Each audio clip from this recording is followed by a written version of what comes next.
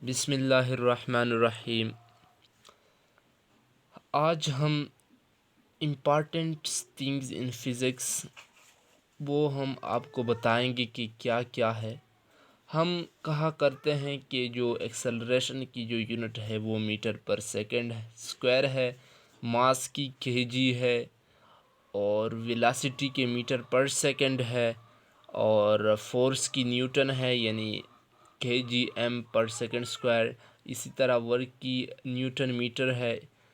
तो ये कहाँ से आए, कैसे इसकी फॉर्मेशन हुई, तो हम आज आज आप लोगों को दो फार्मूले बताएंगे कि ये इन फार्मूले से ये यूनिट्स आए हैं।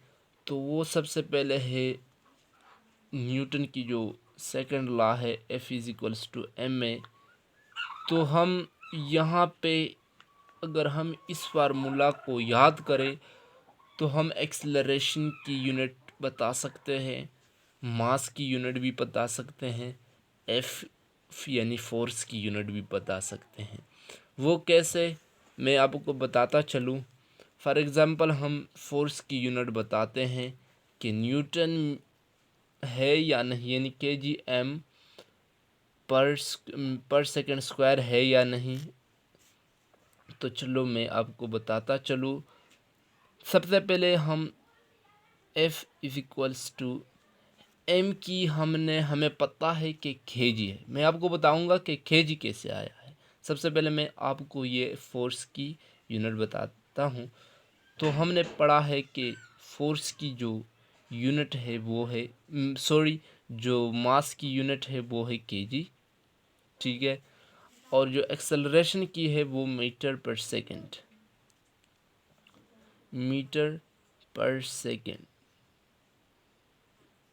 स्क्वायर। तो ये रहा, ठीक है,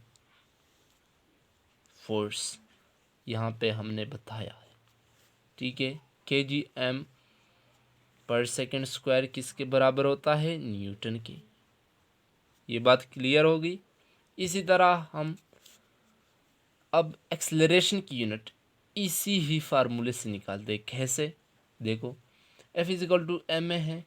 अब हम कहते हैं A=F डिवाइडेड बाई m। कैसा, A=, यहाँ पे m मल्टीप्लिकेशन में है, जब यहाँ आएगा ये डिवीजन में जाता है, ठीक है।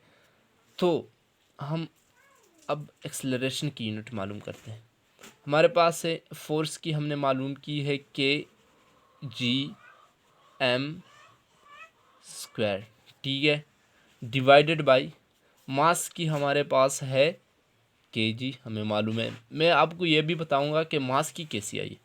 तो ये kg कैंसल, एक्सेलरेशन की यूनिट हमारे पास आई मीटर पर सेकंड स्क्वायर।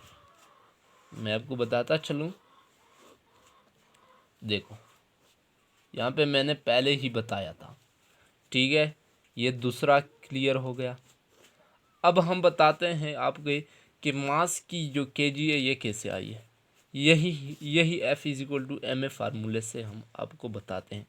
देखो, हम इसको यूं लिखते हैं, F=ma और F,